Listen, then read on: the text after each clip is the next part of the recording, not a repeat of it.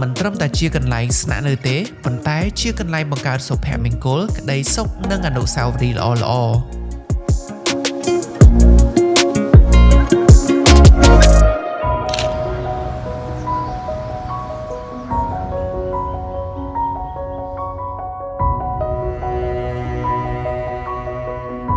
ជាមួយកន្លែងទទួលភ្ញៀវដ៏ធំទូលាយអ្នកអាចរីករាយគ្រប់សកម្មភាពទាំងឡាយដែលអ្នកចង់មាន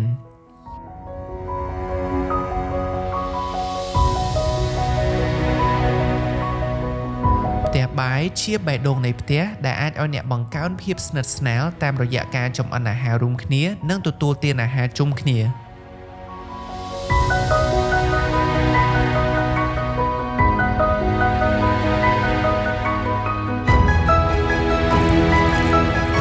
ផ្ទះអ្នកក៏អាចទទួលអារម្មណ៍ឈៀលដូចនៅក្នុងផាប់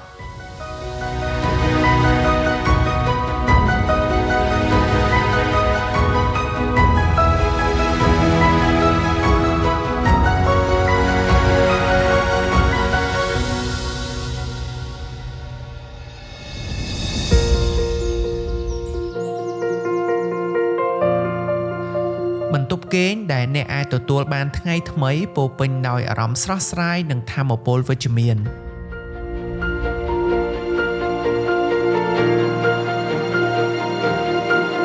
បន្ទប់ដាក់សម្លៀកបំពាក់ធំទូលាយបន្ថែមភាពស៊ីវិល័យនិងភាពឯកជនដល់ការរស់នៅរបស់អ្នកអាចធានាបានថាសមាជិកគ្រួសារទាំងអស់នៅក្នុងផ្ទះនេះគឺមានបន្ទប់រៀងខ្លួនសម្រាប់ឯកជនភាពរបស់ពួកគាត់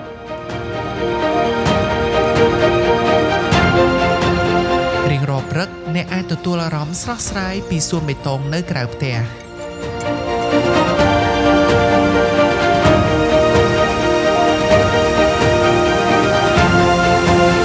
ពីកន្លែងទទួលភ្ញៀវនៅជាន់ផ្ទាល់ដីនៅជាន់ទី1នេះក៏អាចឲ្យអ្នកផ្ដោតអារម្មណ៍លើការងារនិងធ្វើទម្លាប់ដែលអ្នកចូលចិត្តបើចង់គយគន់ថ្ងៃលិចអ្នកអាចធ្វើបាននៅវេរ៉ង់ដានេះ XL Villa មានគ្រប់យ៉ាងដែលអ្នកត្រូវការ